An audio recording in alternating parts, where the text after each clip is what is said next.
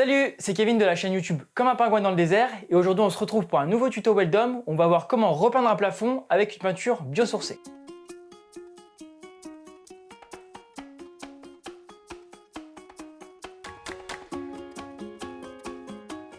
On va avoir besoin de pas mal de produits, de bâches de scotch pour protéger la pièce, de pinceaux, de rouleaux pour pouvoir peindre, d'un bac pour mettre la peinture, de chiffon pour nettoyer, d'équipements pour se protéger, de seaux pour le nettoyage à la fin et d'un escabeau pour pouvoir monter en hauteur, peindre le plafond. Et bien sûr le plus important, de la peinture, et donc celle-là est biosourcée. En fait ça veut dire qu'elle est composée de produits qui ne proviennent pas de produits dérivés du pétrole, mais de produits qui sont renouvelables, et là notamment c'est des déchets de bois et de l'huile de colza. Elle est labellisée Ecolabel et le pot est fabriqué avec 75% de plastique recyclé.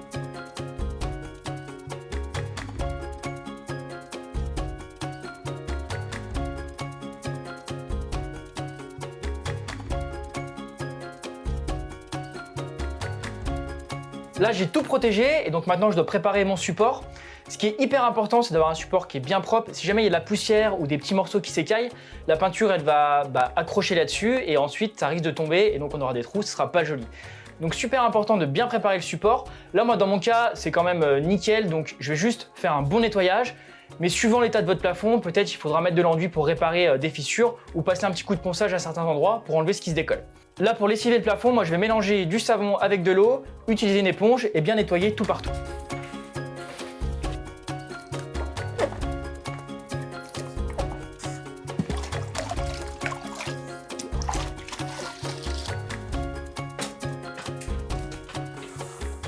Et suivant le support sur lequel on va passer la peinture, il peut y avoir besoin ou non d'une sous-couche.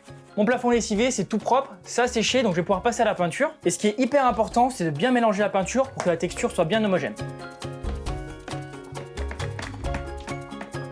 C'est la première fois que je me sers de ce genre de peinture et d'habitude, ça sent vraiment très fort dans toute la pièce. Et là, il n'y a pas beaucoup d'odeur, donc c'est plutôt cool. Je vais utiliser un pinceau à rechampir, ça va me permettre de dégager les angles, donc en gros je vais faire tout ce qui est proche des murs, parce que sinon je pourrais pas le faire plus tard au rouleau.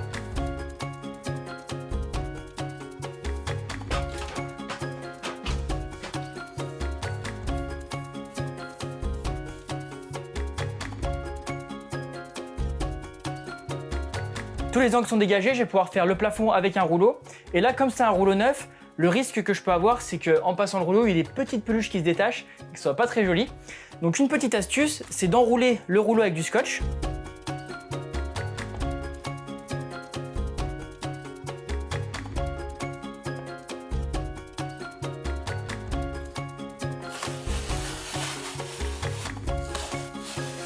Et là comme ça j'ai toutes les petites peluches qui sont venues se coller sur mon scotch et je suis sûr que ce ne sera pas sur mon plafond. Ce qui est important c'est que la peinture soit bien répartie sur le rouleau pour que ce soit uniforme quand je vais le passer.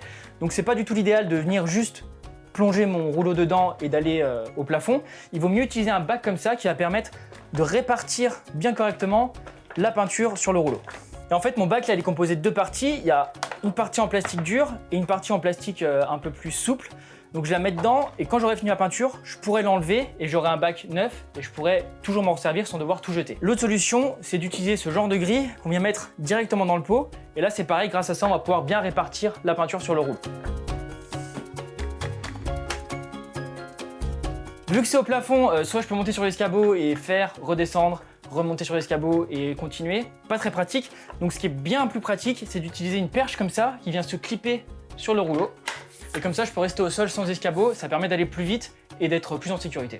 Et autre chose pour la sécurité, comme on peint en plafond, il y a un risque qu'il y ait des projections, qu'on ait la tête en l'air, de se prendre une petite goutte dans les yeux, donc l'idéal quand même c'est d'utiliser des lunettes. Pour avoir un résultat bien propre et homogène, je vais passer déjà dans un sens et ensuite dans l'autre.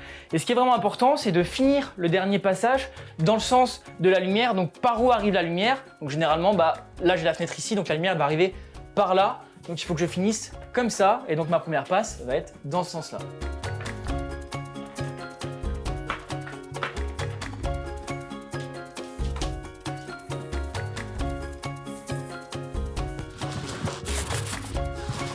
Là j'ai passé 2 couches de peinture, donc je suis sûr d'avoir un résultat vraiment uniforme et bien couvrant.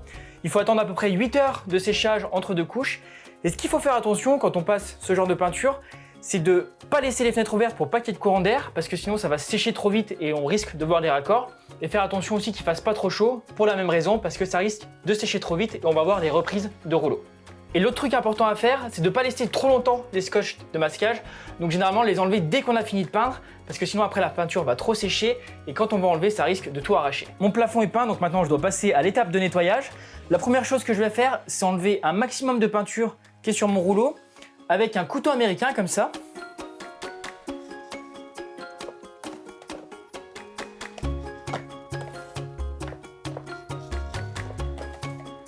Et une fois que j'ai enlevé le plus gros, je peux laver avec de l'eau un petit peu savonneuse et de l'eau tiède pour que ça parte bien.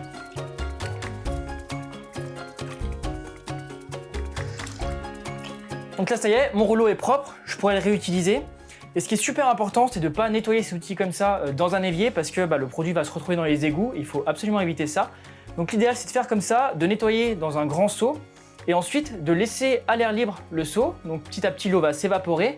Et au fond, on n'aura plus qu'une petite couche de peinture qui va sécher et on pourra la craquer, la mettre dans une poubelle ou l'emmener à la déchetterie.